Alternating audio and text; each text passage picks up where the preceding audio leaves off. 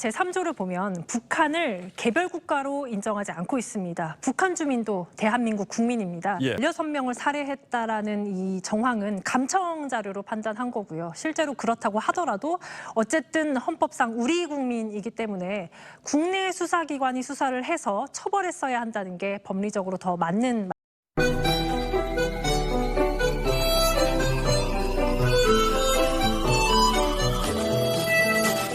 북송 사실을 깨달은 어민이 온몸으로 저항합니다. 얼굴이 피범벅이 되도록 벽에 머리를 찌으며 저항해보지만 이내 북한군에 팔을 잡혀 끌려갑니다. 북한 어민 강제 북송 당시 통일부가 찍은 사진을 TV조선이 보도하자 대통령실은 귀순 의사가 없었다던 문재인 정부 설명과 너무 다른 모습이라며 진상규명 의지를 밝혔습니다. 국제법과 헌법을 모두 위반한 반인도적, 반인륜적 범죄 행위입니다. 진실을 낱낱이 규명하겠습니다.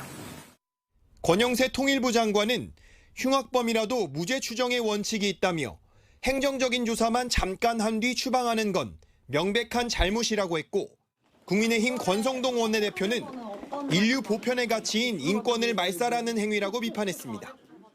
어떠한 권력도 우리나라에 귀순한 북한인들을 강제로 북으로 돌려보낼 권한이 없습니다. 반면 민주당은 흉악범을 돌려보낸 것뿐이라는 2년 전 주장을 되풀이했습니다. 국민의 세금으로 그런 살인마를 보호하는 게 온당한 거냐라는 걸 되묻고 싶습니다. 민주당은 현 여당 정치인들도 당시 북송의 타당성을 인정했다는 점을 강조했습니다. 이런 흉측한 놈들 대한민국 국민을 받아서 되겠습니까? 근데 우리 국민들 사이에 이런 사람들이 돌아다니게 되면 굉장히 큰 위험이 된다고 생각합니다. 민주당은 통일부가 누구의 입김으로 사진을 공개했는지도 조사해야 한다고 주장했는데 권영세 장관은 국회의 자료 요청에 의한 것이라고 일축했습니다. 앞서 보셨던 대통령실은 탈북 어민들이 귀순 의사를 밝혔는데도 강제로 돌려보냈다면 반인도적 범죄라고 했습니다. 반면 당시 여권, 그러니까 현 야당은 흉악범을 서울거리에 풀어놓으라는 말이냐며 반박하고 있습니다. 법적으로 어느 쪽의 주장이 타당한지 따져보겠습니다. 자, 최원희 기자, 공개된 사진을 보면 사실상 강제 북송했을 가능성이 매우 높아 보이는데 문재인 정부 당시 통일부는 어떤 근거를 들었습니까? 네, 당시 발표 먼저 들어보시죠.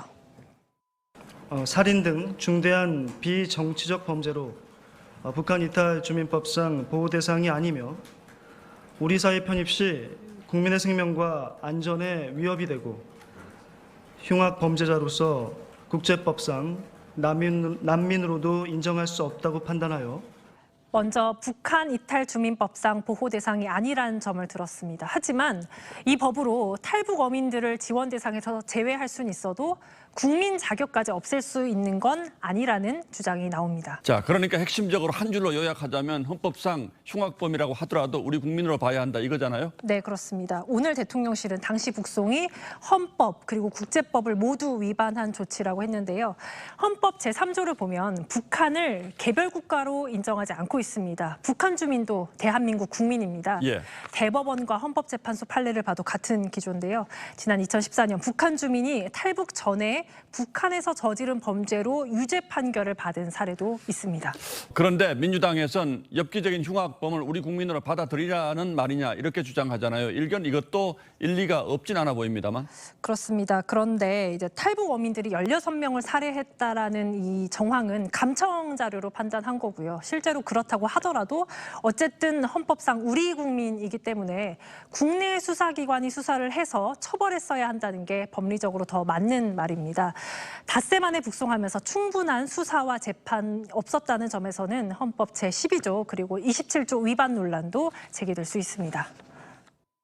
국가의 행정처분에 대해서 이의를 제기하면서 법원에 자신의 주장에 대한 판단을 구할 수 있는 권리가 보장되지 않았다는 점에서는 문제가 있습니다. 대통령실에서 국제법 국제법도 언급을 했는데 국제법 위반 소지도 있습니까? 네, 대통령실 관계자는 세계인권선언이라는 국제관습규범을 들었는데요. 이 선언 제9조와 15조엔 어느 누구도 자의적으로 추방되지 않고 또 국적을 박탈당하지 아니한다라고 돼 있습니다. 설사 우리 국민이 아니라 하더라도 보편적 인권에 반한다는 설명입니다. 1987년 발효된 UN 고문 방지 협약 3조도 고문받을 위험이 있다고 믿을 만한 상당한 근거가 있는 다른 나라로 개인을 추방 송환해선 안 된다고 명시하고 있습니다. 우리 법원에서 재판을 받고 처벌을 할 문제지 적대적인 지역으로 보낼 일이 아니고요. 우리 국민이 아닌 것처럼 취급하는 것 자체가 위헌이기 때문에 국제법까지 갈 이유는 별로 없습니다. 실제로 귀순 의사를 밝혔느냐 안 밝혔느냐 하는 부분도 법리적으로 따져볼 대목이 있습니까? 귀순 의사를 밝혔는지 안 밝혔는지 상관없이 일단 우리 국민에 대해서 충분한 조사를 했는지가 중요할 겁니다. 북송 사례로는 1993년 이인모 씨 그리고 2000년 비전향 장기수 63명 사례가 있는데요. 이들은 이미 국내에서 처벌을 받았고 송환 절차도 투명하게 공개된 바가 있습니다. 예, 납포든 귀순이든 그 당시에 이 과정을 투명하게 공개하고 국내법에 따라서 적법하게 처리했다면 이런 논란이 남지 않았을 텐데 참 아쉽긴 합니다. 네. 예, 최원희 기자 잘 들었습니다. 자, 이 한변이라고 있습니다. 이 한반도 이 인권 통일을 위한 변호사 모임입니다. 한변과 탈북민 인권단체 총연합회가 자, 이 문재인에 대해서 이 반인도 범죄 등으로 고발한다고 밝혔습니다. 자, 귀순 어민의 강제 북송은 일반 형사법 위반 외에도 국제 형사범죄 법의 북한 반인도 범죄 공범이라는 겁니다. 자, 그래서 이 한변은 2022년 7월 18일 월요일 날 바로 1시에 서울중앙지검 정문 앞에서 자, 기자회견을 열고 바로 문재인에 대한 고발장을 접수시키기로 했습니다.